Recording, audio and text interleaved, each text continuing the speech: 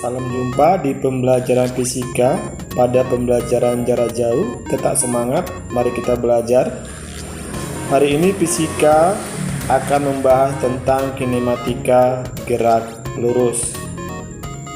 Minggu lalu kita telah bertanya jawab tentang gerak lurus, tetapi hari ini Bapak ingin menjelaskan lebih rinci tentang gerak lurus itu sendiri. Jadi, kinematika adalah ilmu yang pelajari tentang gerak tanpa mempedulikan penyebab geraknya. Misalnya, ada vas bunga di meja. Tiba-tiba vas bunganya telah berpindah ke kursi yang lain. Maka, kita tidak perlu tahu siapa menyebabkan gerak tersebut sehingga vas bunga itu berpindah kepada kursi. Gerak adalah saat terjadinya perubahan posisi dari titik acuan. Misalnya, seseorang yang bernama Andi akan pergi ke kota Medan dengan naik kereta api. Maka titik acuannya adalah kereta api dan dia akan berpindah atau bergerak sampai ke kota Medan.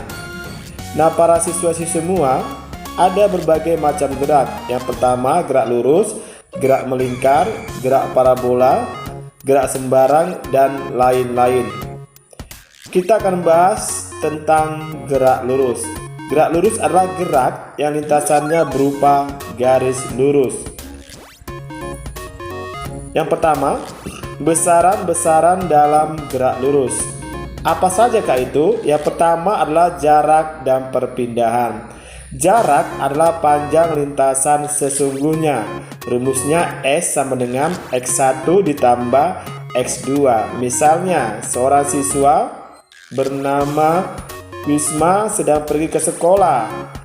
Sedangkan rumahnya dari sekolah ke rumahnya sejauh 1 km. Maka Wisma akan menempuh sekolah itu sejauh 1 km. Itulah dia jarak. Nah, jarak ini merupakan besaran skalar.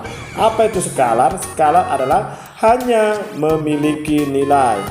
Kemudian besaran berikutnya yaitu perpindahan. Perpindahan adalah perubahan posisi atau kedudukan benda. Rumusnya yaitu X sama dengan X2 dikurang X1. Nah, ini merupakan besaran vektor. Apa maksudnya vektor? Vektor yaitu besaran yang memiliki nilai dan arah. Kemudian besaran berikutnya ialah kelajuan dan kecepatan. Kelajuan adalah jarak persatuan waktu. Kelajuan merupakan skala. Rumusnya yaitu V sama dengan S per T. S jarak satuannya meter, T waktu satuannya sekon, V kelajuan sama dengan atau satuannya meter per sekon. Kecepatannya adalah perpindahan persatuan waktu dan ini merupakan vektor. Rumusnya adalah V sama dengan delta S per delta T, di mana delta S adalah perpindahan meter, delta T adalah waktu dengan satuan sekon, dan V adalah kecepatan dengan satuan meter per sekon.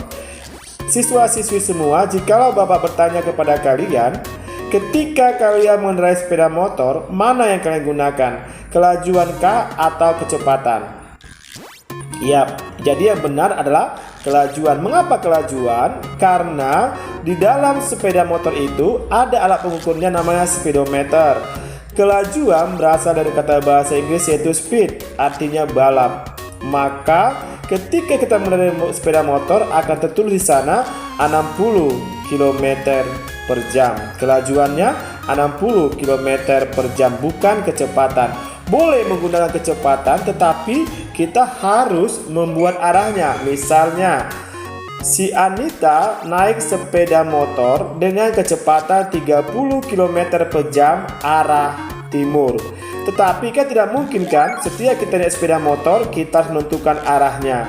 Maka ketika kita naik sepeda motor, kita harus mengatakan kelajuan sepeda motor saya adalah 120 km per jam.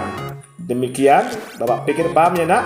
Oke, kita masuk kepada percepatan. Percepatan adalah sebagai perubahan kecepatan dibagi selang waktu. Rumusnya A sama dengan delta V per delta T, atau V2 dikurang V1 per T2 dikurang T1.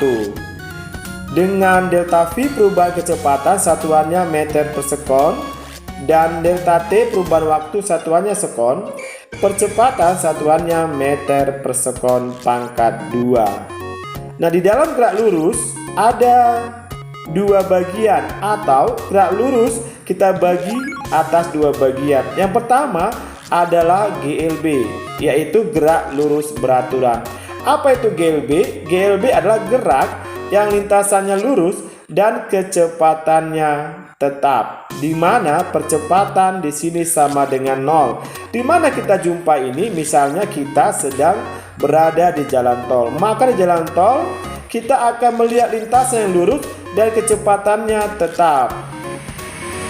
Nah, di sini ada grafik hubungan antara kecepatan dan waktu pada GLB. Yang pertama adalah grafik V dengan T. Kita gunakan V dengan T, maka di sana akan terjadi sepeda motor berlaju kencang dengan kecepatan yang konstan atau tetap dengan gerak lurus. Kemudian di situ ada juga grafik antara jarak dengan waktu. Nah, di sana kita lihat juga ada garis lurus. Itulah dia untuk GLB. Rumusnya apa? Kemarin sudah kita tulis ya nak. Rumusnya adalah S sama dengan V kali T, atau V sama dengan S per T. Nah, sekarang kita masuk kepada bagian berikutnya, yaitu gerak lurus berubah beraturan atau GLBB. GLBB adalah gerak lurus dengan percepatan tetap, kecepatannya berubah-ubah. Di mana kita jumpa ini? Misalnya yaitu pertama kali kita naik sepeda motor, kita mulai dengan kelajuannya 0, kemudian naik menjadi 120, tiba-tiba ada lagi ini turunan, maka kita akan mengerem. Kemudian ada tanjakan, kita tancap gas lagi. Disitulah dia terjadi peristiwa daripada GLBB. Ada 4 rumus daripada GLBB. Yang pertama, S sama dengan V0 dikali T ditambah setengah A dikali T pangkat 2. Kemudian yang kedua, VT sama dengan V0 ditambah A dikali T. Kemudian yang ketiga adalah VT pangkat 2 sama dengan V0 ditambah 2 dikali A dikali S. Yang keempat, A sama dengan VT kurang V0 per T dikurang T0. Dengan keterangan S adalah jarak satuannya meter, V0 adalah kecepatan awal satuannya meter per sekon, VT adalah kecepatan akhir satuannya meter per sekon, A adalah percepatan satuannya meter per sekon pangkat 2, sedangkan T adalah waktu satuannya yaitu sekon. Kita masuk kepada gerak vertikal. Gerak vertikal ada 3, yaitu gerak jatuh bebas atau GJB. Kemudian nanti ada gerak vertikal ke bawah. Kemudian nanti ada gerak vertikal ke atas. Kita lihat dulu yang pertama, yaitu gerak jatuh bebas. Namanya juga gerak jatuh bebas, berarti tidak ada yang menyuruh dia untuk jatuh, sukarela untuk jatuh. Apa contohnya ini? Contohnya yaitu kelapa yang jatuh daripada pohonnya, atau durian yang jatuh daripada pohonnya. Dia jatuh bebas tanpa ada paksaan atau tanpa ada kecepatan awal. Apa rumusnya? Rumusnya yaitu yang pertama, VT sama dengan G kali T. Yang kedua, H sama dengan setengah kali G kali T pangkat 2. Yang ketiga, VT sama dengan akar 2 kali G kali H.